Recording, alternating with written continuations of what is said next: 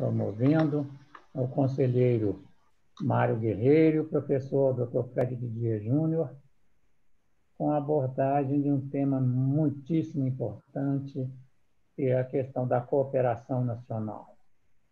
No ano passado, um pouco mais de um ano, na verdade, mês de junho, a UIJ, a União Ibero-Americana de Juízes, que abrange a América Latina, Espanha e Portugal, promoveu um congresso em Lisboa e Coimbra para tratar da cooperação internacional.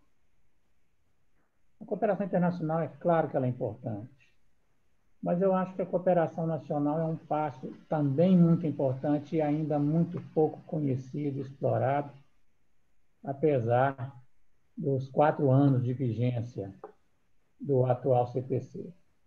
Então, eu tenho certeza que será essa tarde e noite muito enriquecedora para todos nós, magistrados, mas também operadores do direito, que atuam nas várias áreas, uma vez que é uma esperança muito grande que este princípio importante do atual CPC venha a ser efetivamente aplicado.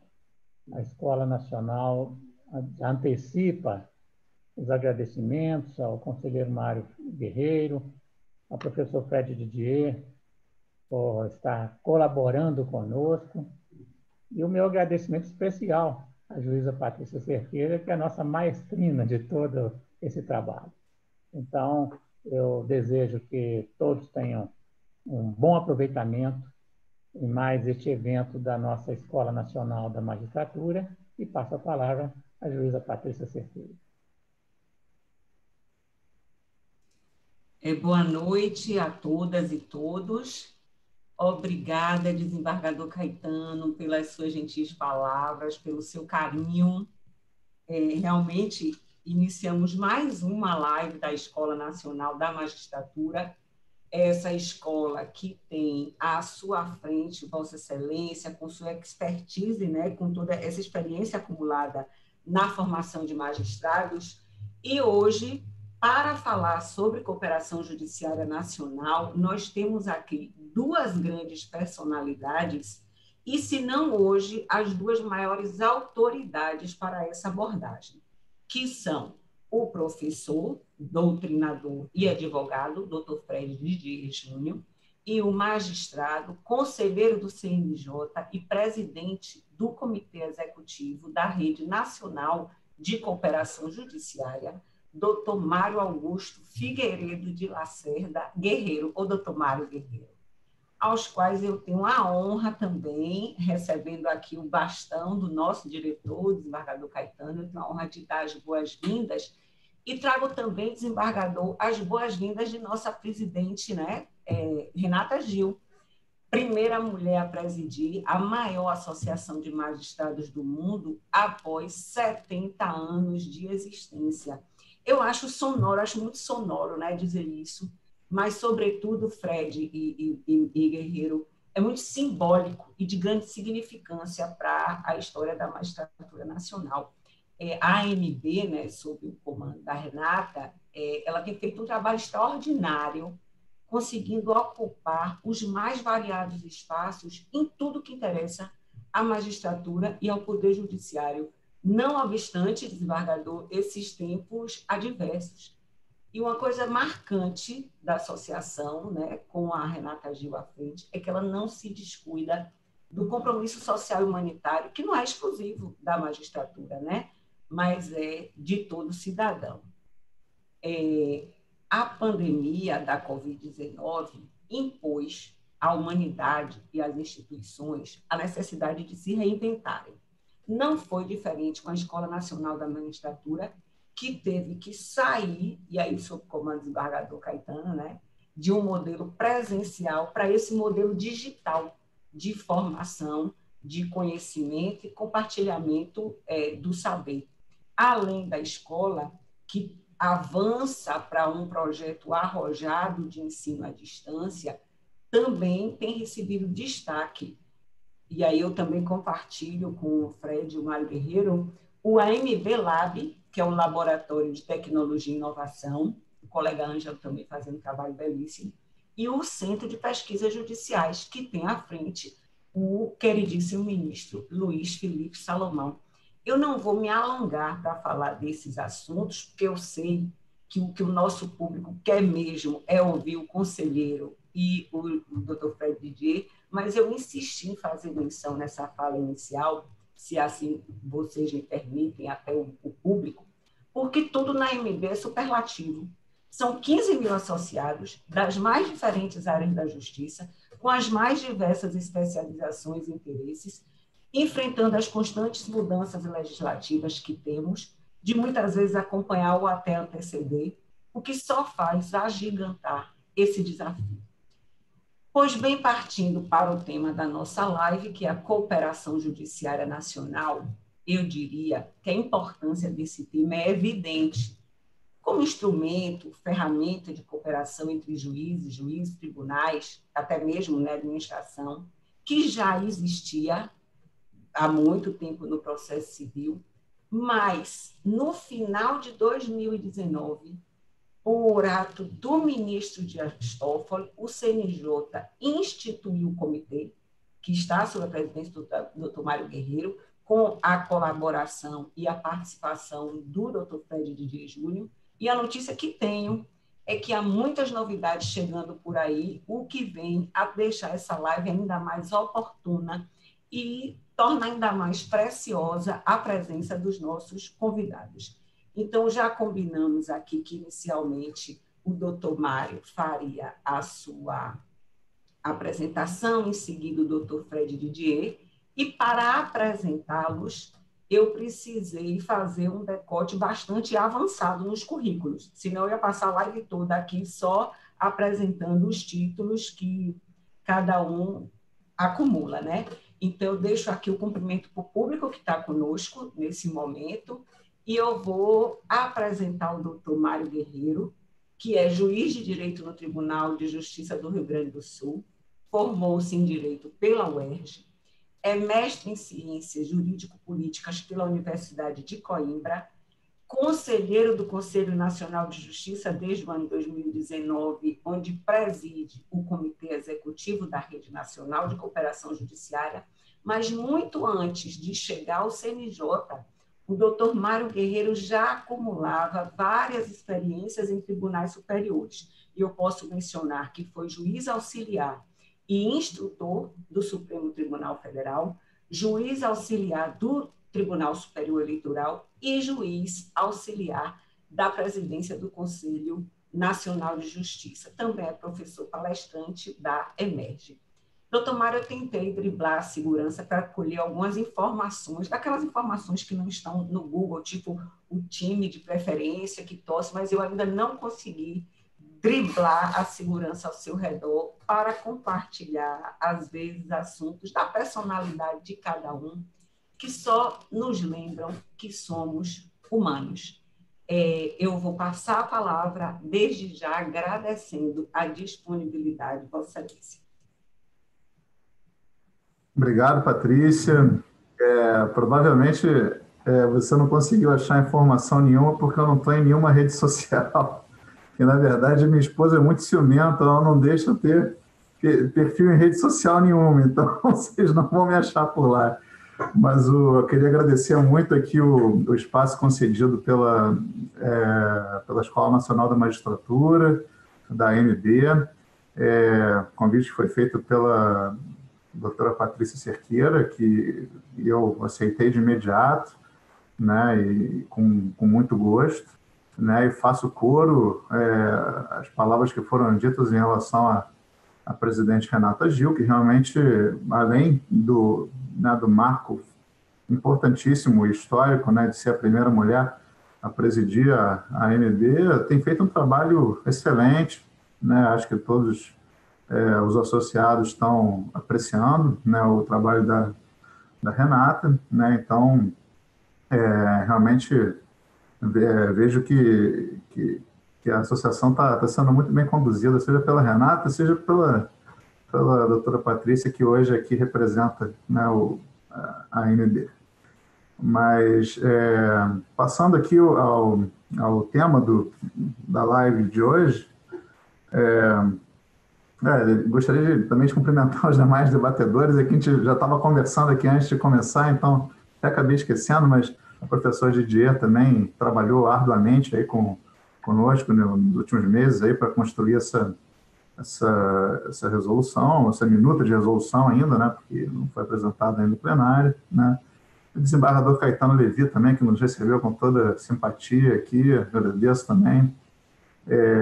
E vou passar aqui, porque o nosso tempo também não é tão grande, então eu vou adentrar ao tema, né? Então, fazendo um breve histórico, a gente já, desde 2011, tinha a recomendação 38, que tratava de cooperação judiciária, mas justamente por ser uma recomendação, sem força cogente, enfim, ela acabou não sendo muito aplicada pelos tribunais, ela não teve uma penetração muito grande, né? Os juízes não utilizaram muito, enfim, e acabou, de certa forma, caindo no desuso ali, né? Não teve não atingiu a finalidade a que se propunha, né?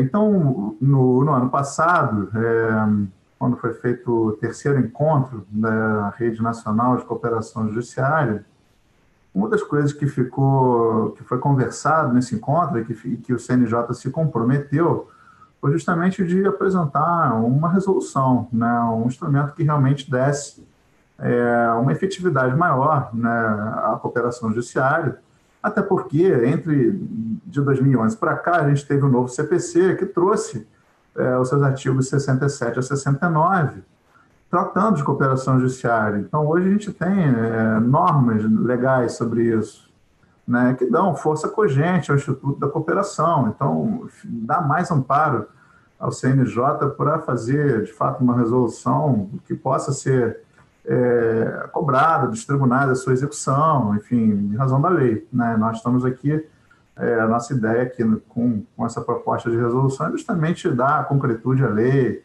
esmiuçar, regulamentar, enfim, e como a gente conversou no grupo, né, professor Didier, difundir a cultura da cooperação, né, que eu acho que isso é uma coisa que ainda estamos engatinhando aí, mas espero que agora, sendo aprovada a resolução, que a gente consiga dar aí passos mais largos nesse sentido. Então, assim, basicamente, a gente partiu do trabalho bem feito que já tinha sido feito na recomendação 38, aproveitou bastante coisa do que já estava lá para incorporar ao texto, trouxemos as coisas que também vieram com o Código de Processo Civil e também sugestões que surgiram aí ao longo da caminhada, né? Fizemos um evento no dia 13 de maio, do CNJ, que foi o 4º encontro da Rede de Cooperação. O professor Didier participou como palestrante, também o professor Antônio Cabral, da UERJ.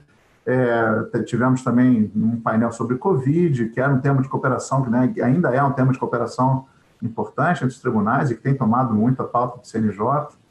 Então, e ali nós abrimos espaço, né, para todos os juízes de todos os segmentos judiciários mandarem suas sugestões, ideias, críticas, enfim. E tudo isso recebemos bastante influxo assim, de sugestões e analisamos uma a uma, né? Muitas foram aceitas pelo grupo de trabalho, que é composto por mim, que presido o comitê, e também outros juízes do CNJ, o professor Didier, enfim. É um grupo que, majoritariamente juízes, mas também com alguns especialistas da área acadêmica. E fomos construindo, também ouvimos atores externos ao judiciário, então a OAB se manifestou, o Ministério Público, Defensoria Pública, então colhemos informações desses órgãos todos, né, para também agregar, às vezes, né, olhares diversos, né, sobre esse instituto que possam ser importantes e trazer benefícios para essa regulamentação. Então, hoje a gente já está com a minuta praticamente pronta, né, e já pretendo pedir pauta para ela em breve, espero que possa vir a ser examinada pelo plenário do CNJ, ainda na gestão do ministro Toffoli. Então, acredito que no futuro próximo a gente possa ter aí, né, se tudo der certo e o plenário aprovar, é claro, né, a gente possa ter essa resolução. Pode ser, claro, que venha alguma alteração ainda, né, dos conselheiros, e isso é normal, né, na deliberação ali, mas vou apresentar agora, assim, em linhas gerais, o conteúdo da nossa proposta, e na etapa seguinte o professor Fred Didier vai aprofundar alguns pontos aqui mais polêmicos ou institutos novos que estão surgindo agora, que acho que é importante a gente esclarecer para todo mundo, né, se familiarizar mais com o tema, né? Então, nossa resolução, primeiramente, ela fala que a cooperação ela pode ser ativa, passiva ou simultânea entre os tribunais, sempre observando o princípio do juiz natural e as atribuições administrativas, como está no artigo 67 a 69 do CPC. Prevê também a possibilidade de cooperação interinstitucional, ou seja, não só dentro do judiciário, mas também do judiciário com outras instituições com as quais ele dialoga na sua atividade, né? Isso a gente vai até ver mais à frente, eu vou retomar esse tema. A gente cria aqui, a resolução cria também o dever de recíproca cooperação entre os tribunais para incrementar a eficiência da atividade jurisdicional, né? E a gente busca isso prevendo que qualquer ato processual vai poder ser objeto de cooperação entre os juízes, desde que haja uma concertação entre eles, né? Ou seja, um acordo dos juízes de cooperarem para a prática daquele ato, né? Então, a cooperação pode se dar entre diferentes ramos do Poder Judiciário, por exemplo, né? Então, nada impede, por exemplo, que o mesmo bem ele seja penhorado para satisfazer dívidas de uma execução trabalhista, de uma execução fiscal, na Justiça Federal ou Estadual, né? Então, a gente vai poder ter situações como essas sendo resolvidas. A resolução prevê algumas modalidades de cooperação, né? E com os gêneros de cooperação, vamos dizer assim, a gente poderia prever aqui o auxílio direto, os atos concertados e os atos conjuntos, sem prejuízo de outros atos, mas acredito que o professor Didier vai poder esclarecer melhor qual a diferença entre cada um desses institutos, né? O auxílio direto é uma forma mais simples de cooperação, os atos concertados, os atos conjuntos que vão ter uma complexidade maior aí, né, entre os juízes. O professor Didier com certeza vai explicar isso melhor.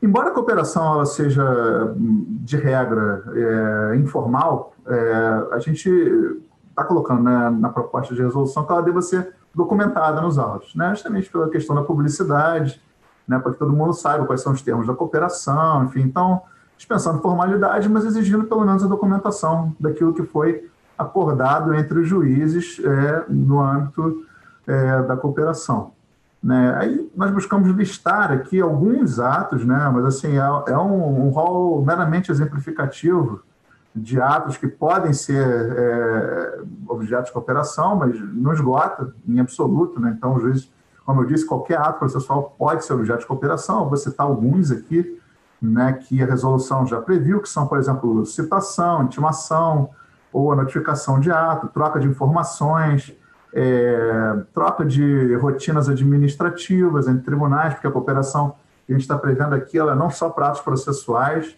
mas também uma cooperação administrativa entre tribunais vai poder acontecer, né? Podemos ter reunião e apensamento de processos num único juízo, de execuções também num único juízo. Definição, esse é um ponto que eu acho que é importante, e com certeza aí o professor Didier, eu tenho certeza que ele vai falar disso, que é a definição do juiz competente para decisão sobre uma questão comum ou questões semelhantes de algum modo relacionadas, né?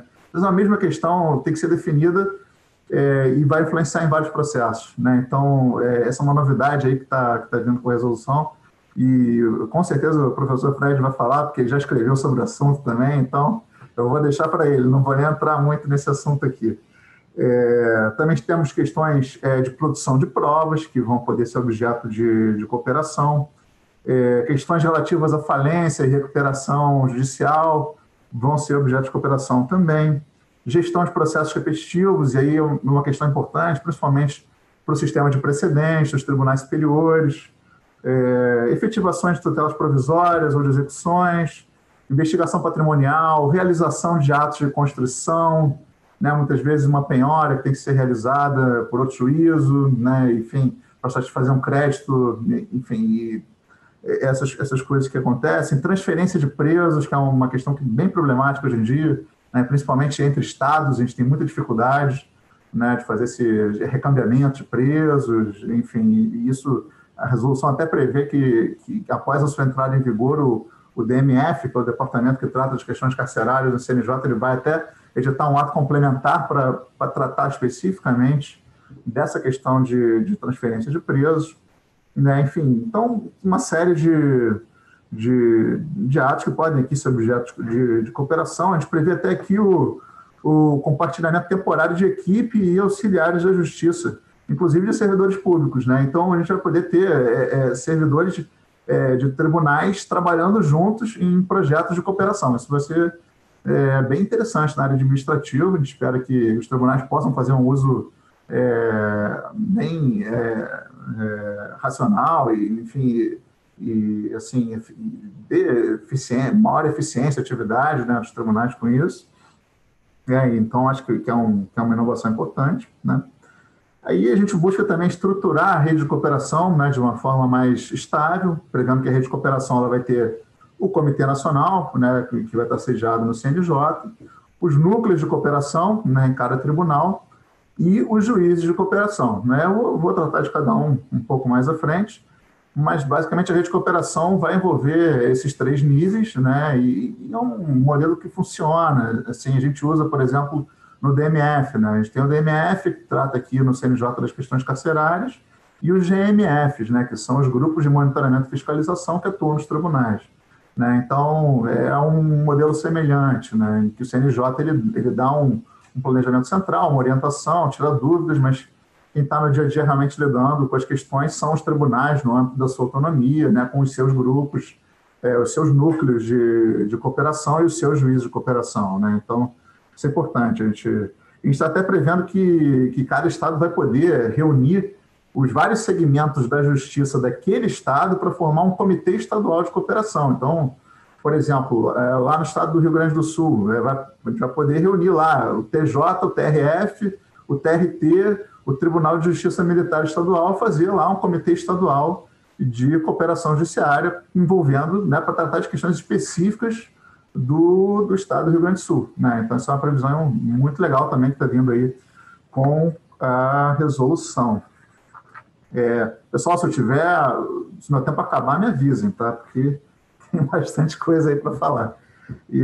Bom, aí a gente tem no capítulo seguinte, né, da resolução, a gente passa a tratar ali propriamente dos pedidos de cooperação, atos concertados e atos conjuntos, né, e a gente prevê que o pedido de cooperação ele tem que ser prontamente atendido e ele prescinde de forma específica, ou seja, é o princípio da informalidade que eu falei antes, né? Não há forma específica. A gente até propôs alguns modelos de atos de cooperação que a gente colocou no anexo da resolução. Então, o anexo da resolução ele traz alguns modelos de atos de cooperação, de pedidos de auxílio direto, de ato concertado, de ato conjunto, mas são só assim, modelos para dar um pouco mais de concretude à ideia. Mas não é uma forma obrigatória. O ato é para ser informal. O importante é que ele seja documentado nos autos. Isso sim, né? Agora, a forma, assim, os termos que vão ser utilizados, desde que obedeça aquilo que está no CPC, acho que não tem maiores formalidades a serem observadas, né? E a gente prevê alguns princípios aqui, então, que devem ser atendidos no âmbito da cooperação. É o princípio da celeridade, da concisão, instrumentalidade das formas, unidade da jurisdição nacional e a prioridade pelo uso dos meios eletrônicos, que é uma tendência, né? Não só no âmbito da cooperação, mas a gente tem visto agora, né, nesse cenário de pandemia, o quanto que a gente evoluiu aí nesse campo, né, dos atos processuais eletrônicos, virtuais, enfim, e tudo isso. Então, a gente também procura dar, até para desformalizar, né, as questões, a gente procura dar preferência aos meios eletrônicos no âmbito da cooperação, né? O pedido de cooperação judiciária vai poder ser formulado diretamente entre os juízes cooperantes, ou seja, o juiz que pede a cooperação e aquele que se pretende que coopere, ou vai poder ser feito via juízes de cooperação, desses núcleos de cooperação dos tribunais, né? Então, vou poder também, por exemplo, acionar o meu tribunal e pedir, olha, eu estou precisando de uma cooperação de um juízo lá do outro estado. E aí o núcleo de cooperação do tribunal vai fazer o contato com outro núcleo, ou diretamente, né, com o juízo. Então, são dois caminhos possíveis, ou a cooperação direta ou via o núcleo de cooperação, que vai justamente tentar azeitar essa engrenagem, né? Porque às vezes os juízes não conseguem falar com o colega, enfim, tem alguma dificuldade, e aí, vindo do próprio tribunal, às vezes fica mais fácil, né, de conseguir colocar todo mundo para conversar, né, e resolver os problemas, né. Então, aí a gente tem algumas regras sobre o juiz de cooperação judiciária, né, a gente prevê que, de acordo com o porte, enfim, de cada tribunal, aí cada tribunal vai definir, no âmbito da sua autonomia, vai poder ter de 2 até 5 juízes de cooperação, né, que vão também, que serão justamente esses pontos de contato, né, entre juízos e tribunais cooperantes, né, e que vão ter a função de facilitar a prática de atos de cooperação judiciária e que vão integrar, então, essa grande rede de cooperação judiciária que a gente pretende que abarque aí todos os tribunais brasileiros. Né, para facilitar essa atividade de cooperação, que pode se tornar uma atividade bastante trabalhosa, enfim, a gente prevê que os juízes poderão até ser designados para atuar em seções, subseções, comarcas, foros, polos regionais, unidades especializadas, enfim. O tribunal vai poder definir, assim, esse juiz de cooperação aqui vai trabalhar nessa região, ou vai trabalhar com essa matéria. Esse juiz trabalha com matéria criminal, ou esse aqui, enfim, trabalha com recuperação de ativos, né, para execuções. Vai poder ter essa divisão de trabalho aí entre juízes de cooperação. Isso é uma coisa bem interessante também, e fica no âmbito da autonomia de cada tribunal, né, o núcleo de cada tribunal que vai definir como é que os seus juízes de cooperação vão atuar, né. Uma coisa que a gente colocou que é importante é que o juiz de cooperação, sempre que ele receber de um outro membro da rede de cooperação um pedido de informação que ele não tenha como resolver, ele não vai poder simplesmente engavetar esse pedido. Ele vai ter que passar esse pedido adiante a quem possa resolver aquele pedido. Então, a cooperação também se dá nesse sentido, né? Não só de resolver o problema, mas também de falar, olha, já que eu não posso resolver, eu vou te colocar em contato com quem possa, né? Então, isso também está previsto na cooperação, e o juiz de cooperação, claro, né? Ele não vai atuar só na formalização do ato, ele vai também poder prestar o auxílio durante toda a execução do ato que foi concertado entre os juízes, né? Então, se surgir algum problema, algum incidente, alguma dificuldade, o juiz de cooperação segue acompanhando aquilo ali e resolvendo todas essas questões que vão surgindo ali. Trazemos aqui um capítulo sobre cooperação interinstitucional, né, que eu referi no início, que aí é o judiciário cooperando com outros órgãos, né, seja na harmonização de procedimentos e rotinas, seja na gestão judiciária, na adoção de estratégias para tratamento adequado de processos coletivos, mutirões, enfim, tudo isso, né, são às vezes atividades que envolvem, por exemplo, defensoria, Ministério Público, polícia judiciária, então vai precisar de uma cooperação também interinstitucional, então também isso já vai estar previsto aqui na nossa resolução, né. Os núcleos de cooperação, a gente traz algumas regras para eles, né? A principal função deles é sugerir diretrizes gerais, harmonizar rotinas, procedimentos de cooperação, consolidar os dados e boas práticas do tribunal, né? Enfim, organizar a atividade de cooperação no tribunal, né? A composição mínima dele que a gente previu é de um desembargador que vai supervisionar e um juiz coordenador, né? E aí pode ter mais juízes de cooperação também atuando nesse núcleo, né? Então, aí vai variar de acordo com a necessidade e a conveniência aí de cada tribunal, né? Então, os núcleos de cooperação vão poder definir a função dos juízes de cooperação, né? Como eu já falei, dividindo atribuições ou regiões, enfim. Então, fica uma liberdade bem grande para os núcleos de cooperação atuarem, né? Na verdade, a nossa ideia é sempre de preservar a autonomia dos tribunais para se organizarem nesse âmbito de cooperação, mas sempre mantendo o espírito cooperativo, né? Nunca deixando de atender os pedidos que foram formulados aí.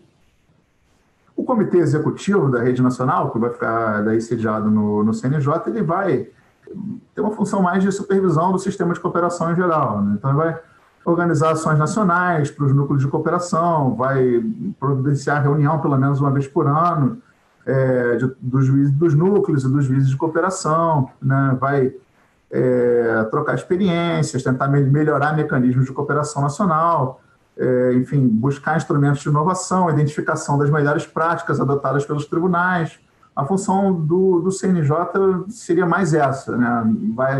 Ele não vai estar atuando ativamente na cooperação, mas ele vai estar acompanhando e tentando sempre melhorar o sistema para que os tribunais possam, né, ter instrumentos melhores para atuar na cooperação que vão realizar entre si. E a gente prevê assim, que, eventualmente, se surgir algum conflito entre núcleos, aí sim o Comitê Nacional vai poder atuar para dirimir alguma dúvida, enfim, e solucionar algum conflito pertinente à cooperação judiciária que possa surgir nessa situação, né? A gente vai também aqui no âmbito do CNJ promover ações e eventos, né, no sentido de difundir a cultura da cooperação, compartilhar e fomentar as boas práticas, discutir, conceber, formular proposições voltadas à consolidação e ao aperfeiçoamento da rede nacional de cooperação judiciária, né? Então, basicamente, essa é uma visão geral dos principais institutos na nossa resolução. Então, como vocês veem, ela tem uma parte que ela é bastante orgânica, ou seja, ela estrutura a rede, né, cria, né, a base da rede de cooperação e a função de cada ator, né, dessa rede, o que o juiz de cooperação faz, o que o núcleo faz, o que o Comitê Nacional faz, né, e tem a outra parte que trata propriamente dos atos de cooperação, definindo, né, alguns parâmetros, mas sempre no âmbito dessa questão da informalidade, né, da possibilidade de qualquer ato ser objeto de cooperação, né? Então, a gente não quis amarrar muito isso, né? A gente quer deixar que os juízes realmente... Porque a gente sabe que a realidade do dia a dia da jurisdição de cada magistrado é diferente, né? A gente não tem como exaurir aqui. Então, a ideia é que cada juiz, né, verificando uma situação em que ele precisa de uma cooperação, em que ele vislumbre a possibilidade ali de melhorar a jurisdição dele através de uma ato de cooperação, que ele possa fazer isso, né? E então a gente traz, além dessas regras, a gente traz alguns anexos que eu mencionei anteriormente, que prevêem, né, alguns modelos de atos, assim, né, porque às vezes é difícil, como são institutos novos, né, às vezes fica um pouco difícil de visualizar como é que eu vou fazer isso, como é que eu vou fazer esses pedidos de cooperação e tal. Então a gente propôs ali alguns modelos, mas assim, totalmente assim, sugestão, né? O juiz vai poder mexer nesse modelo, enfim, alterar, desde que observe esses princípios que a gente colocou aí, né, de documentar os atos, né, de ser o mais informal possível, e de realmente buscar esse espírito cooperativo aí que a gente está querendo fomentar. Então, eu acho que, basicamente, essa apresentação que eu gostaria de fazer hoje, né, mas eu conto muito aí com o professor Didier para explicar agora aqui os detalhes desses institutos todos novos que estão vindo aí. E também estou aqui para aprender, professor. Então, aguardo ansiosamente aqui as suas observações. Patrícia, muito obrigado e devolvo a palavra. Eu que agradeço, conselheiro Mário. Já tenho, inclusive, aqui uma pergunta, mas vou deixar para o momento posterior à apresentação do professor Fred. Mas dessas suas palavras já me vem aquela sensação de que haverá uma total remodelagem do que pensamos enquanto cooperação, né? Porque ainda é muito forte a cooperação por cartas. Então, eu já venho aqui antecipando para agradecer a sua disponibilidade, sua atenção, né? Que desmarcou até um compromisso. E vamos prosseguir para deixar as perguntas para depois com o professor Fred Didier Júnior. O professor Fred Didier, ele é professor associado da Faculdade de Direito da Universidade Federal da Bahia, mestre pela Universidade Federal da Bahia, doutor pela PUC São Paulo, livre docente da USP, pós-doutor pela Universidade de Lisboa, advogado, consultor jurídico, e formou-se, né, na UFBA juntamente comigo, e tive esse privilégio de ter tido um colega tão brilhante. Desde os idos da faculdade, a sensação que se tinha era que Fred Didier Júnior valsava com o processo civil, era como se ele convidasse o processo civil para dançar.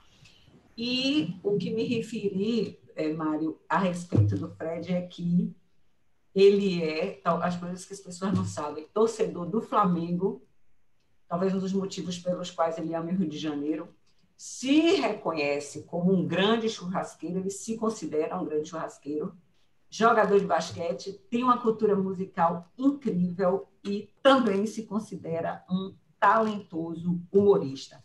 Com esse cara, não podia estar mais feliz com a presença de ambos os palestrantes e por ter o nosso diretor aqui conosco hoje, eu passo de pronto a palavra ao professor Fred DJ.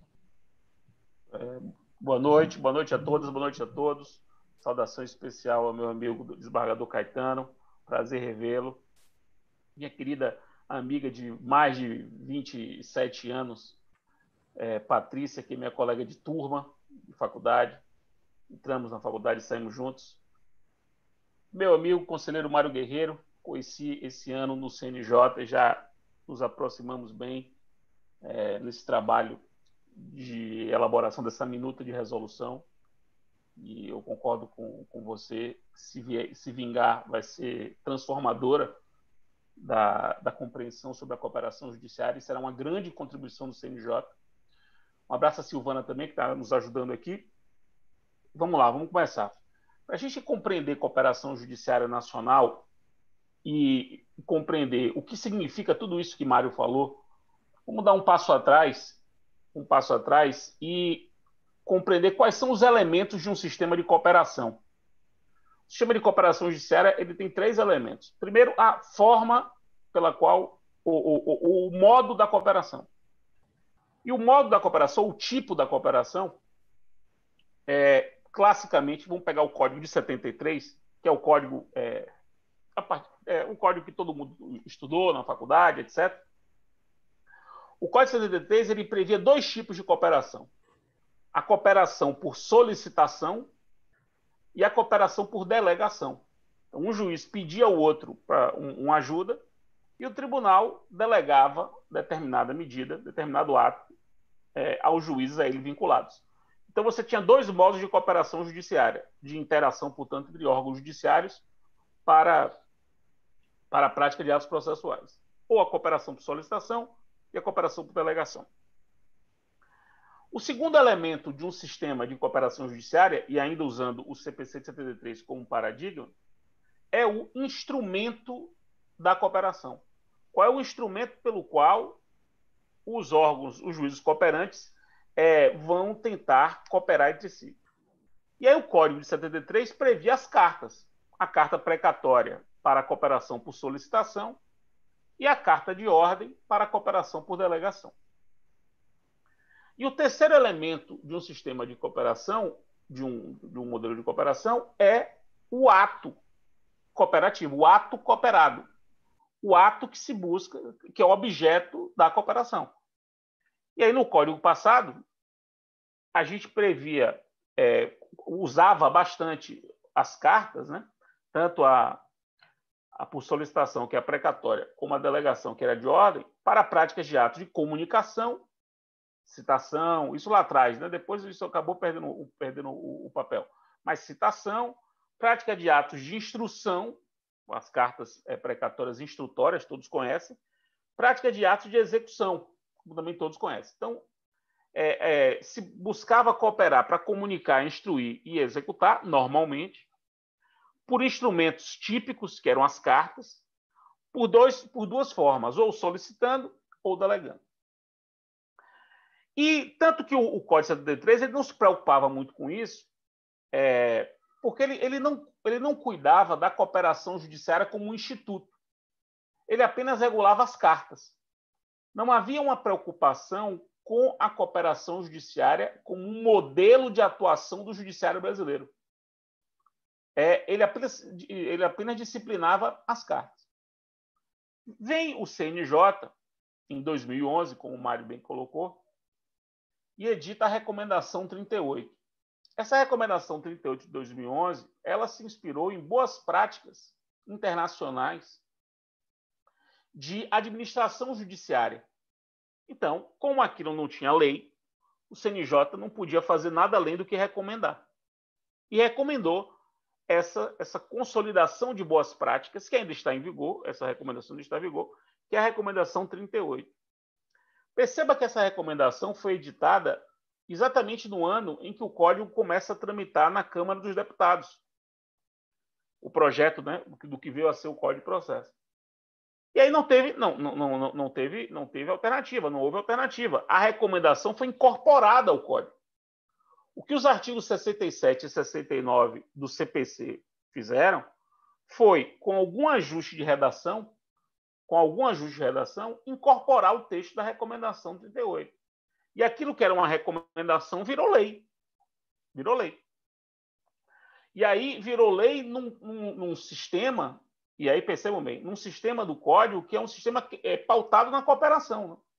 Não só no artigo 6º, que coloca como norma fundamental a cooperação, e aí entre todos os sujeitos do processo, mas a gente sempre pensava a cooperação, uma cooperação entre partes ou entre partes e o juiz.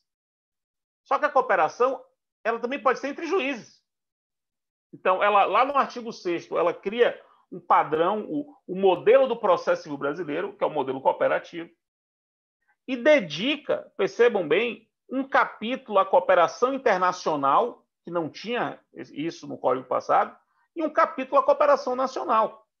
Porque logo no início do Código, lá no artigo 21, logo no início do Código, quando cuida da figura do judiciário, né, dos juízes, já coloca a cooperação judiciária como categoria genérica, dentro da qual está a cooperação internacional e a cooperação nacional, com um capítulo a ela dedicado.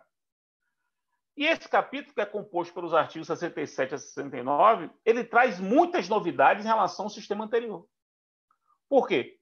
Primeira novidade, ele acrescenta um terceiro tipo de modo de cooperação. Lembre que eu falei que no Código passado, e é o modelo de cooperação que todo mundo está acostumado, havia dois modos, a cooperação por solicitação e a cooperação por delegação. Vem o Código, encampando a recomendação do CNJ de 2011, e cria um terceiro modelo de cooperação, que é a cooperação por concertação, que é a cooperação estabelecida pelos próprios juízes cooperantes num acordo. Então, ela é produto de um acordo, de um concerto entre os juízes cooperantes. E aí já muda tudo, porque não é uma cooperação a pedido, não é um que pede ao outro, exproprie esse bem para mim. Não, é muito mais do que isso. Dois ou mais juízes, eles chegam e ajustam uma cooperação permanente. E aí é o grande passo e a grande utilidade do ato concertado. Eles vão perguntar, para que serve um ato concertado? Para que serve essa cooperação por concertação? A cooperação por concertação, ela serve exatamente para firmar as regras, a disciplina de uma cooperação permanente entre juízos. Permanente por quê? Porque há uma série de processos que vão ser administrados por ambos, quer porque há um único processo que afeta a atuação de vários outros. E aí, em razão da necessidade, em razão da percepção de que haverá necessidade de uma série de atos de cooperação dali para frente, para que não haja necessidade de se pedir a cooperação para cada um desses atos, você já regula como se dará essa cooperação. Então, a cooperação concertada é uma cooperação permanente, com regras pré-estabelecidas pelos próprios juízos cooperantes. Isso é um modelo de cooperação revolucionário, que havia sido recomendado pelo CNJ em 2011 e que agora virou lei. Virou lei. E isso tem uma utilidade incrível. Daqui a pouco eu vou falar da utilidade, mas deixa eu só avançar nas novidades. Lembre-se que no Código passado havia os instrumentos de cooperação, não só as cartas, a precatória e a de ordem. Veio o Código novo e disse, não, os instrumentos são atípicos. Atípicos. Eu posso cooperar, é possível haver cooperação, e é possível haver cooperação em qualquer dos seus modelos, solicitação, ordem ou concertação, por qualquer instrumento. Auxílio direto é um deles. O que é auxílio direto? Auxílio direto é o instrumento mais simples, é um pedido simples que se faz, pode até ser por e-mail. Pode ser por carta? Pode ser por carta. A velha carta precatória, a velha carta de ordem é um instrumento que pode continuar sendo usado, embora seja um instrumento típico. O ato concertado é um outro instrumento de cooperação, o próprio para a cooperação por concertação. O que é fundamental perceber é que agora a carta, o modelo das cartas, que é o modelo sobre o qual todos nós nos educamos, ou a partir do qual todos nós nos formamos, que é um modelo ultraformal, solene, esse modelo agora é uma opção. E no meu modo de ver, inclusive eu defendo isso no livro que eu publiquei esse ano sobre o assunto, é um modo de uso subsidiário. Rigorosamente, não há mais necessidade de você usar as cartas. Porque tudo quanto você pode pedir por carta, você pode pedir por auxílio direto, que é um e-mail, um ofício. Desde que você documente, não tem problema. As cartas são um instrumento secular, evidentemente fora do contexto do século XXI. É um tipo de instrumento de cooperação que não faz mais sentido num sistema de atipicidade dos instrumentos de cooperação, que é o que está consagrado nos artigos 68 e 69. E a outra novidade diz respeito aos atos de cooperação. Você lembra que eu falei que o sistema de cooperação ele tem os tipos, os instrumentos e os atos. No código passado, a gente cuidava da comunicação, da instrução, da execução, basicamente. Vem o código de 2015 e diz o seguinte: qualquer ato pode ser objeto de cooperação. Qualquer ato. Mário, inclusive, falou isso na exposição dele. O que significa que até atos decisórios podem ser objeto de cooperação. Até atos decisórios. É possível cooperar para haver uma gestão da competência decisória. Claro que isso tem limites. Claro que não é assim. Claro que o juiz do trabalho não pode concertar com o juiz estadual para que o juiz estadual julgue causas trabalhistas. Evidentemente não é isso. Não poderia haver um ajuste de mudança de competência material. Não é isso. Mas é possível fazer ajuste para resolver várias outras questões. Um exemplo, que foi o exemplo que Mário falou, ele levantou a bola dizendo que eu ia cortar. Que eu ia tratar disso. Porque, de fato, isso é muito importante. Eu vou dar um exemplo, um caso real. Esse caso aqui é real, para que todos percebam a importância disso. Vamos pegar o que está acontecendo agora em Maceió. Com o afundamento de 3 bairros de Maceió. Um fenômeno geofísico, 3 bairros estão afundando. Esses bairros fizeram com que houvesse um deslocamento de gente. 50 mil pessoas foram atingidas. Você tem aí, atualmente, 5 ações, que eu me lembre, 5 ações civis públicas pendentes. Uma na Justiça do Trabalho, alguma na Justiça Federal e na Justiça Estadual, envolvendo o mesmo assunto. Só que com um enfoque trabalhista, um enfoque não federal e um enfoque federal. 2.000 processos individuais pendentes, todos envolvendo o mesmo assunto. Com enfoques diferentes.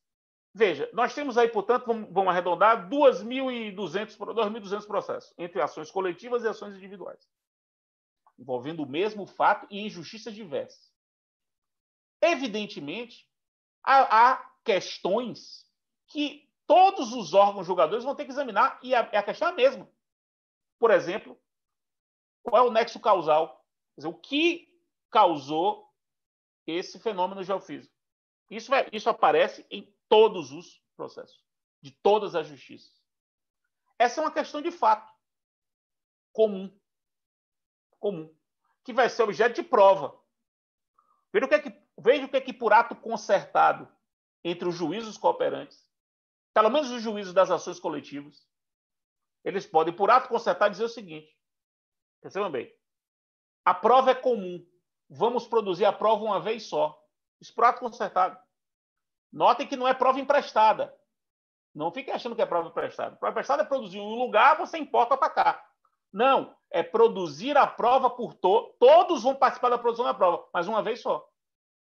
A prova vai ser produzida uma vez com a participação dos juízes. Vão mandar perguntas, vão investigar formular questionário, vão poder até marcar uma audiência para poder arguir o perito. Mas a prova vai ser produzida uma vez. Prova comum. Não é prova emprestada. Além disso, por ato concertado, é possível que o juiz diga o seguinte: essa questão de fato comum vai ser decidida pelo juiz tal. Eles acertam isso. Porque, perceba, a questão de fato não tem a ver com o pedido. Não é o pedido. O pedido eu não posso. Não é possível você fazer um concerto para que um julgue o pedido do outro, porque isso implicaria mudança de competência absoluta. Mas solução de questões incidentais é possível. Por quê? Porque a questão incidental, eu não sei se os senhores já perceberam isso, mas não há proibição não há exigência de competência para exame de questão incidental. É por isso que um juiz federal, numa ação previdenciária, examina uma questão de família, incidentalmente. É por isso que um juiz penal, numa ação penal, pode examinar uma questão civil, incidentalmente.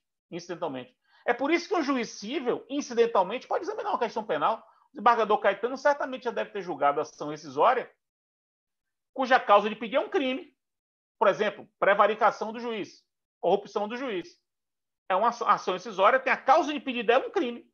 Esse crime vai ser examinado no juízo civil da ação rescisória como uma questão incidental. O tribunal não vai condenar o juiz pela prevaricação, mas vai examinar o fato criminoso incidentalmente. Então, não há problema de competência em relação às questões incidentais. Então, é possível, por concertação, definir que um ou dois juízes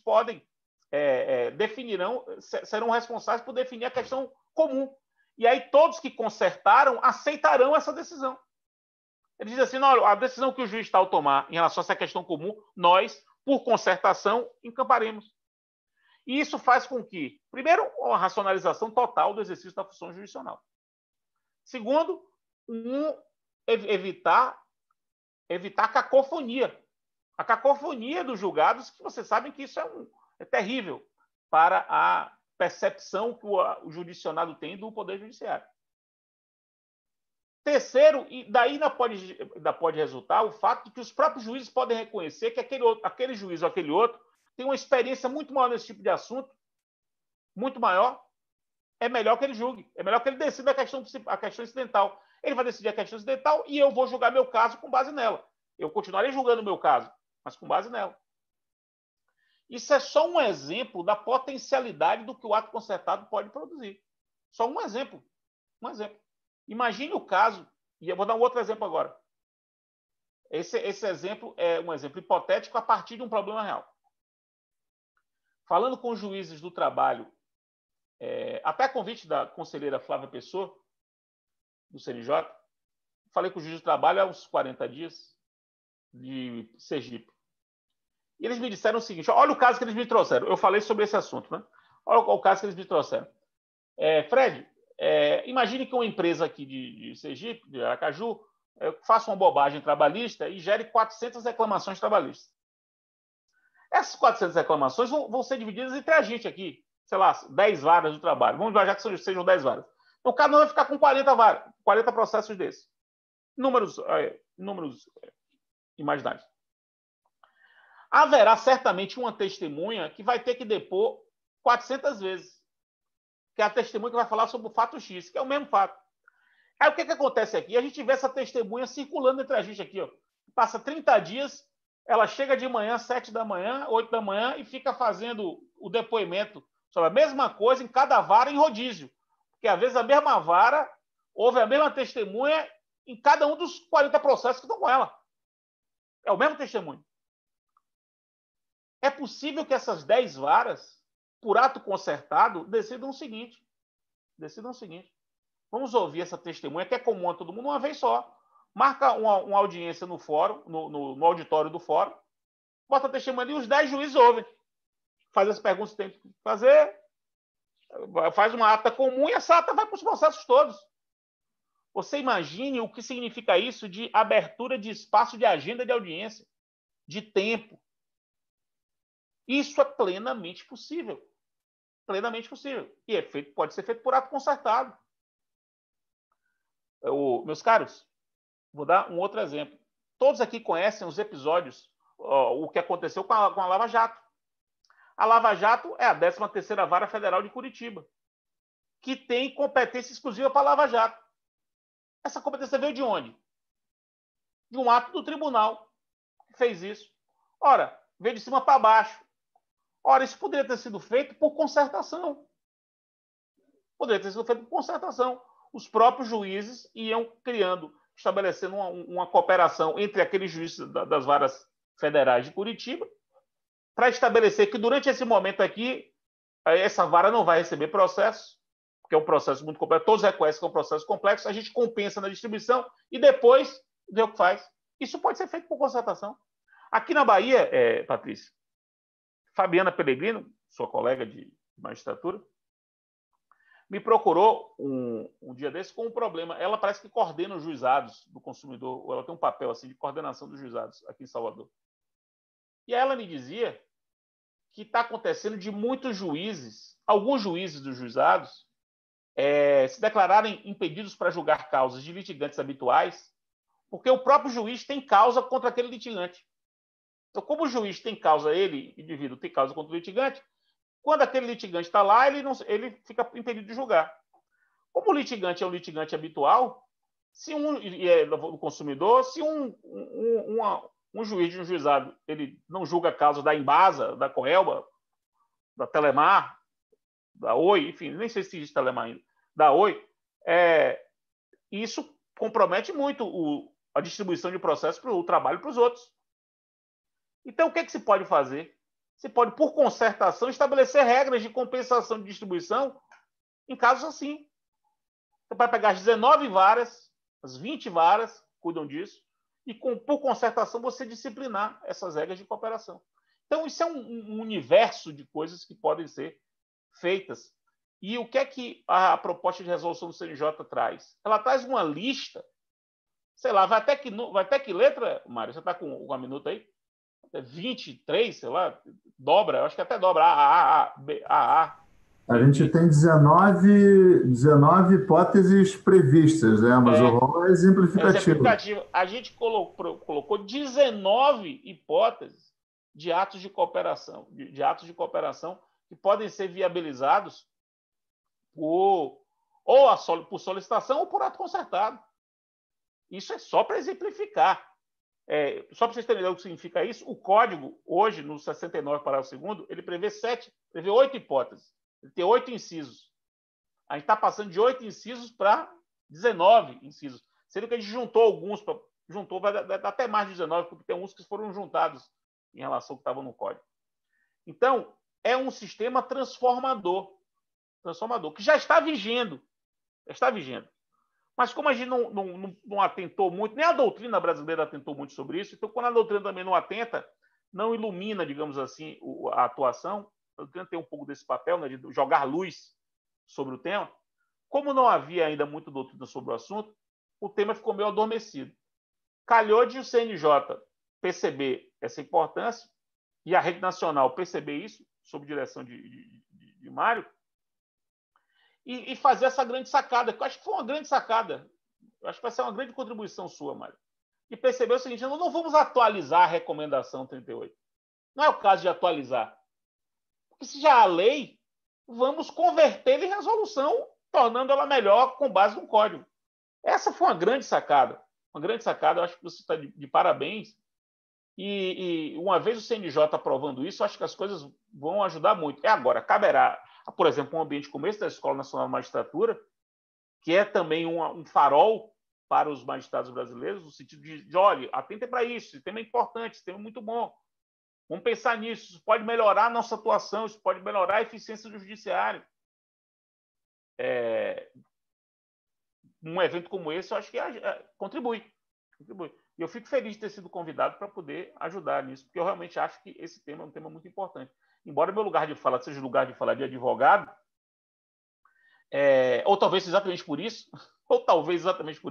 porque eu percebo como isso pode ajudar aos meus clientes, ajudar os judicionados, ajudar o nosso lado, né? Se o judiciário presta um serviço eficiente, isso é bom para todo mundo. E eu tenho falado sobre isso nas últimas palestras que eu tenho feito. O judiciário brasileiro é responsável é responsável pela crise não estar tão aguda quanto poderia estar. Por quê? Porque o judiciário não parou. As coisas estão funcionando. Estão num ritmo de produção muito alto. Tirando a questão dos processos em papel, que nem precisa resolver, mas, de um modo geral, a produção tem sido muito alta, os processos estão sendo julgados, pautados, as coisas estão acontecendo. Isso é o judiciário brasileiro, e eu faço questão de dizer isso, tenho falado sobre isso em vários lugares, ajudou a amortecer a maior crise que 4 gerações de brasileiros passou a conhecer. Então, o judiciário brasileiro está ajudando. E o CNJ também. O que seria do universo jurídico brasileiro se o CNJ não tivesse editado aquela resolução de suspensão dos prazos em abril? Ninguém sabia o que estava acontecendo, todo mundo tem que se preocupar em sua casa, com seus filhos, com seus pais, com seus entes queridos, em ajustar sua vida, ainda com os prazos correndo, sem saber o que estava pela frente. Então, o CNJ, ele cumpriu a sua missão. Eu venho falando sobre isso desde quando saiu a resolução. Eu fiz uma live no início de abril para falar da importância da resolução do CNJ como fonte de norma processual. Eu escrevo sobre isso no meu curso, nesse livro aqui, ó, esse livro vermelho que está aqui, ó. Tem um capítulo dele, que é fonte da norma processual, e está lá o papel das resoluções do CNJ. E agora veio a pandemia e mostrou como isso é importante. É o Supremo da pandemia vai ser um assunto daqui a 10 anos. As pessoas vão estudar o Supremo da pandemia. O que o Supremo tem feito nos últimos 3 meses, 4 meses? Não é brincadeira, isso é sério, coisa muito boa. O Supremo tem enfrentado questões ultra delicadas e respondendo. Você pode concordar, você pode discordar, isso é outra coisa. Concordar e discordar do jogo. A questão é que o Supremo está respondendo. São fechados. Você não vê mais divergência dos ministros do Supremo como a gente via. Eles se fecharam, vamos resolver, o Brasil está precisando, vamos cuidar, vamos olhar para os processos, mudou seu regimento. Então, isso é muito bom para um jurisdicionado, para um advogado militante como eu, e um estudioso do processo e da justiça civil brasileira. Isso, para mim, é muito importante. Eu vejo com muito bons olhos. E acho que essa resolução vem em bom tempo, conselheiro. Bom tempo. Então, o senhor está de parabéns. Espero que o plenário do CNJ tenha essa percepção e aprove a resolução. Muito obrigado, meus caros. Espero que eu tenha ajudado na compreensão do tema. Senhores, a sensação que fica é que realmente existe já está aí nas mãos do conselheiro Mário Guerreiro e do que já foi dito hoje pelo professor Fred, uma verdadeira revolução, né, no que se fala em cooperação e nessas causas, sobretudo quando tem volume, né, o caso de falência, de questões trabalhistas. Eu tenho aqui algumas perguntas já foram respondidas diretamente, né, uma delas a possibilidade de cooperação por e-mail, isso aí já foi dito. Talvez, assim, a gente consiga mais uns 5 minutinhos, eu vou apresentá-las, e aí vocês veem como fazer. É uma pergunta, se essa cooperação por concertação seria negócio jurídico. A outra pergunta que o Daniel Carlos me disse, não deixe de fazer, primeiro ele pergunta se é possível que um juízo firme termo de cooperação diretamente com outro sobre instrução probatória, que isso seja feito diretamente entre os juízes diversos. E no caso de coordenação de decisões em processos que correm perante juízos distintos, tipo falência na justiça e alguma causa trabalhista.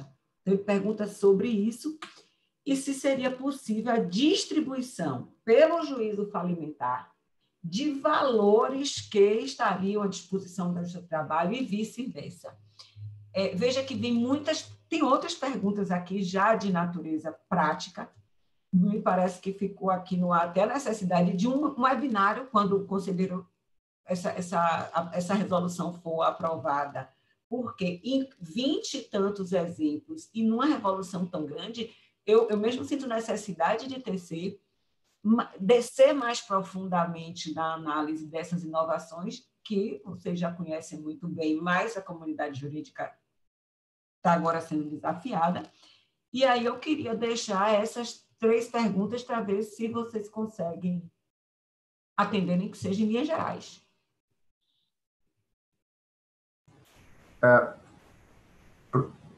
Eu ia propor o professor Fred responder primeiro, e eu posso responder as próximas. Tá bom, pode beleza. ser? Pode. Veja, a questão de ser negócio, a natureza jurídica do ato concertado é um problema interessante, mas é mais teórico, né? Eu entendo que é negócio jurídico. Há um espaço de autonomia, que é um espaço limitado, mas há um espaço de autonomia de possibilidade de escolha do que pode ser cooperado e quais são as regras dessa cooperação que é dada ao órgão julgador. Então, eu entendo que é negócio. O professor Antônio do Passo Cabral entende que não é negócio. Ele disse que é um ato consensual, mas não é negocial. Ele entende que é um ato consensual, não negocial.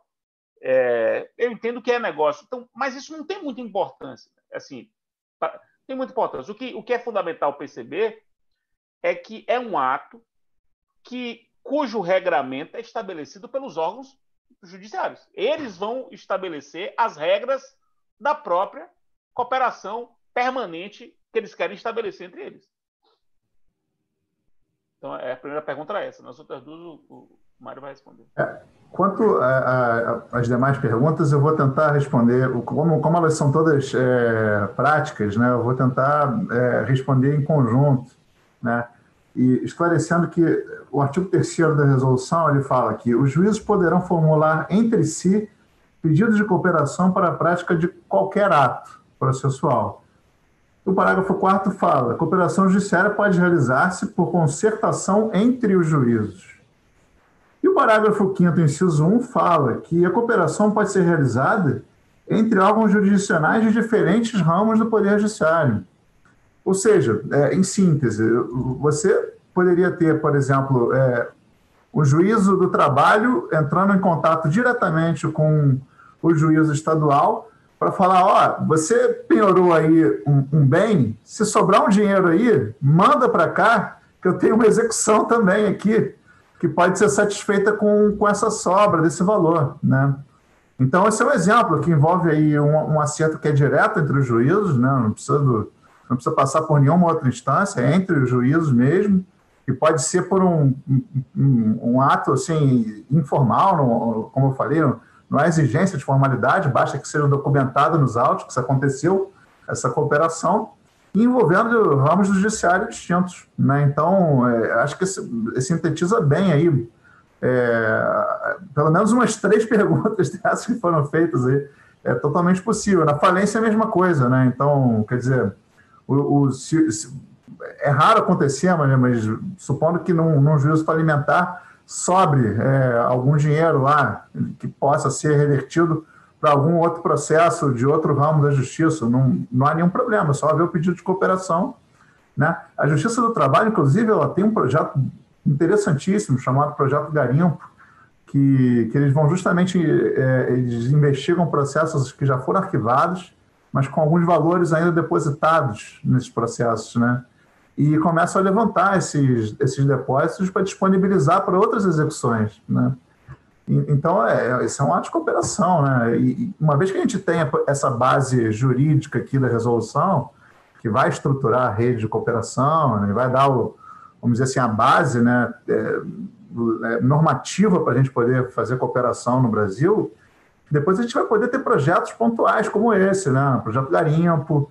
A gente tem também a Rede Lab, que é uma rede de bancos de dados que cruza dados para buscar ativos de devedores que estão escondendo dinheiro aqui ou ali, né? Então, você vai poder acessar bancos de dados do TCU, da CGU, Ministérios Públicos, polícias, enfim, todos os órgãos de controle para tentar recuperar esses ativos, né? Então, uma vez que você estabelece as bases da cooperação, aí há um universo aí de projetos que podem ser estabelecidos em cima disso, né? E as possibilidades de cooperação pontuais também, né? Enfim, para casos específicos também são inúmeras. Mas todas essas que foram perguntadas aí, me parece serem plenamente possíveis, sim, sem nenhuma dificuldade.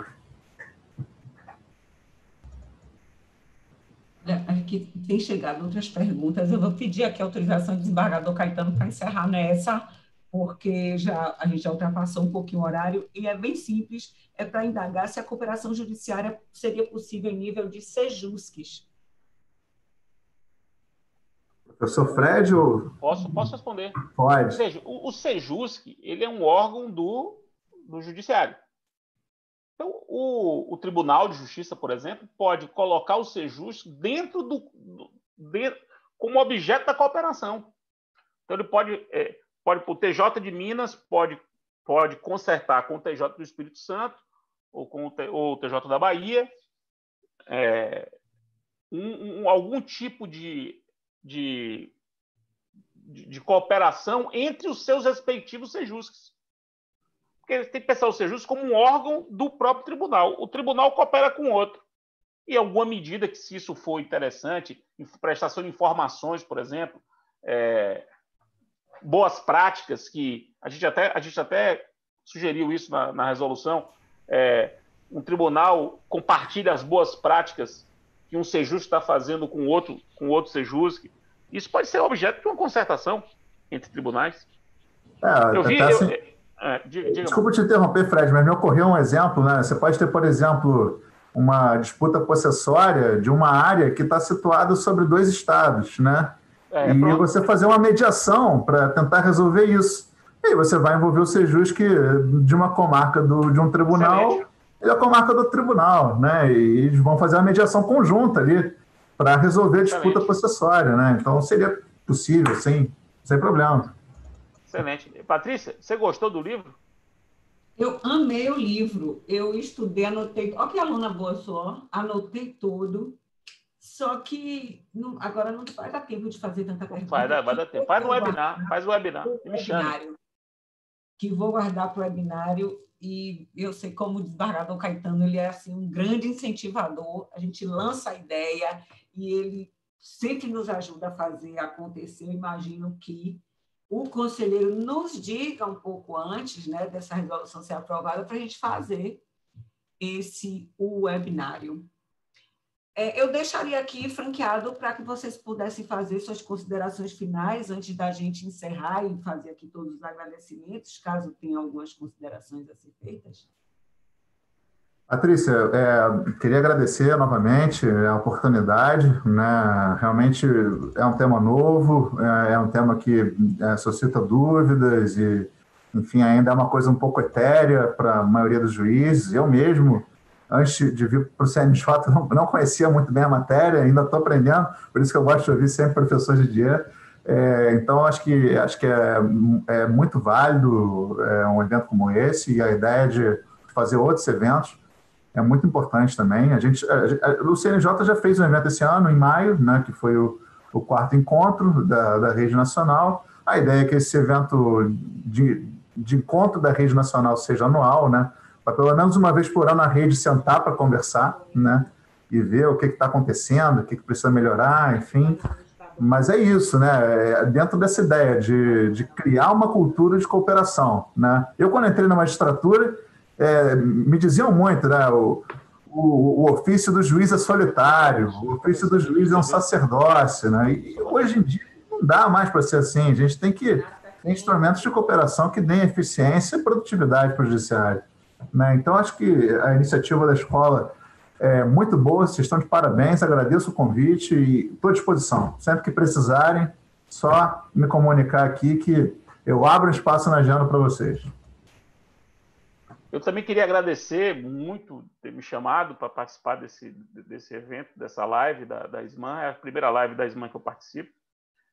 Sobre esse tema, que é um tema que eu gosto, estou estudando sobre ele, estou refletindo sobre ele, estou pensando, ouvindo as pessoas, ouvindo as experiências, tentando abrir a minha mente já há 2 anos. Publiquei esse livro aí que você mencionou, Patrícia. E estou à disposição do CNJ, da escola, da magistratura, dos tribunais, para conversar sobre esse assunto. Vou conversar em vários já. Semana que vem estou conversando aqui com o TRT da quinta região aqui da Bahia. Já conversei em vários. Na verdade, com o pessoal do desembargador Caetano, eu acho que você deve ter recebido a informação. Segundo, eu vou falar aí para o TJ de Minas, 14h. Vou ter que ir a BH via Zoom na segunda-feira fazer uma palestra. Vou falar sobre isso. Então, eu estou querendo falar para ver se o tema pega, se pega a pressão. Então, muito obrigado, Patrícia. Muito obrigado, Mário. Desembargador Caetano, um prazer revê-lo. Silvana, aquele abraço. Nós aqui agradecemos. Desembargador, antes do senhor fazer o encerramento, eu queria parabenizar pessoalmente pela escola, pela MB, o trabalho do conselheiro Mário Guerreiro. Em pouco tempo, acho que não tem ainda um ano de CNJ, e vem se destacando em seus posicionamentos, e agora, eu diria assim, com a celeridade com que tratou de um tema tão cheio de especificidades. Então, eu queria deixar aqui, conselheiro, essa manifestação, parabenizar Fred Didier, estar acompanhando Fred Didier Júnior há tanto tempo, me dá aquela sensação assim, de testemunha desse crescimento, dessa evolução, dessa simplicidade e essa autoridade com que ele realmente se tornou um dos maiores processualistas, né, dos tempos modernos. E antes ainda do desembargador, do senhor encerrar, eu precisaria agradecer as colaboradoras da escola, elas que ficam aí invisíveis, mas que têm toda a paciência na elaboração e até depois de um trabalho desse. Tenho que agradecer ao senhor pela confiança que nos assim entrega mesmo e confia as ações, agradecer a Renata, a toda a diretoria, a cada uma das pessoas. Olha, aqui da Bahia tem um público, vários desembargadores e desembargadoras do meu tribunal, advogados, e eu fico feliz se a gente conseguir se a gente conseguir sacudir, né, com essa live o judiciário para essa importância, e está batendo a porta. Eu tenho a sensação que, se aprovar amanhã, conselheiro, vamos ser todos surpreendidos com uma grande novidade. E Silvana está aqui me dizendo para lembrar da live de amanhã. Então, eu já vou passar para o desembargador Caetano, que estará na live amanhã sobre governança de terras. Meu muito obrigada, Fred e Mário Guerreiro, com tanta atenção e disponibilidade. Eu agora passo aqui para o desembargador. Conforme eu disse no início, esse instituto é muito importante, mas ainda pouco conhecido. E as brilhantes exposições do professor Fred, do conselheiro Mário, apenas confirmaram aquilo que eu havia dito. E eu quero dar um passo além, e quero contar com você, Patrícia.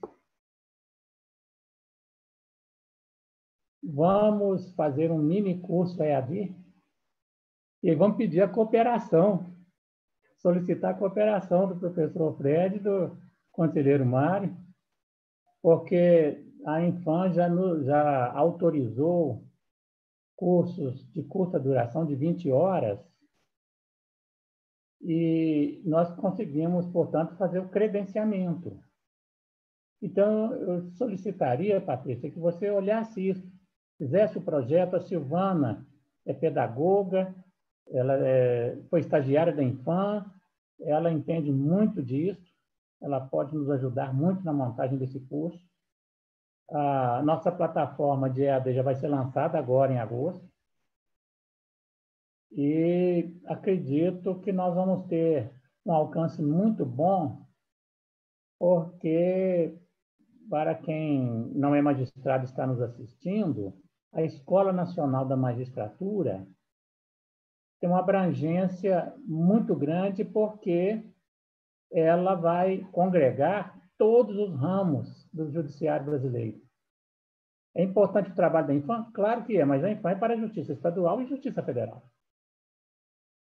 E aí, a nossa escola, a Escola Nacional da Magistratura, além de abranger essas duas justiças, ainda tem a Justiça do Trabalho, a Eleitoral e a Militar. E todos têm interesse, porque esse tema ele transcende o processo civil. Conforme eu havia dito, fizemos um congresso internacional no ano passado. Eu digo que fizemos porque eu sou o vice-presidente pedagógico da UIJ, da União Ibero-Americana de Juízes. Fizemos esse congresso para cuidar ou discutir a cooperação internacional. Mas se fizermos um curso de cooperação nacional pela nossa escola, tenho certeza que nossos colegas do país inteiro, dos vários segmentos da justiça, vão se interessar. E o que o professor Fred acabou de alertar, é preciso que esse instituto ele venha a ser efetivo, ele venha a ser conhecido e praticado. É uma das grandes esperanças. E é claro que, com o tempo, o próprio legislador vai estender isso também para o processo penal. Agora, ainda não há legislação processual penal específica, até onde eu sei. Mas o sucesso na jurisdição civil vai, com o tempo, sim, levar isso para a jurisdição penal. Então, nossos colegas da jurisdição penal já vão começando também a ter contato com o tema. E eu acredito que, com isso, nós estaremos colaborando de uma forma muito efetiva para que todo o Judiciário Nacional se desperte para isso. Quero agradecer ao professor Fred Didier, meu grande amigo, ao conselheiro Mário Guerreiro, pela disponibilidade que tiveram, pelo brilhantismo das apresentações. Um agradecimento todo especial a você, Patrícia, que foi a responsável por tudo isso, para que esse evento acontecesse. Agradecer a Silvana, toda a equipe da escola, e fazer o convite para a nossa live internacional de amanhã. Amanhã vai acontecer às 11 horas, horário de Brasília. É uma live em parceria com a Agência da ONU para Alimentação e Agricultura, a FAO. E o tema Governança Responsável da Terra e a Garantia de Acesso à Justiça é porque nós temos no Brasil um sério problema fundiário, que começou antes de 1500, com o Tratado de Tordesilhas, e que nas várias regiões brasileiras existem os conflitos, tanto rurais quanto urbanos. Nossas tratativas com a FAO é para, num primeiro momento, abordarmos o conflito rural, imóveis rurais, e, num segundo momento, para o ano que vem, provavelmente, os conflitos urbanos também, porque isso é uma preocupação não só brasileira, mas dentro da própria ONU. Então, fica aí o convite. Agradeço a todas e a todos que nos acompanharam e desejo a todos uma boa noite e um bom descanso. Muito obrigado.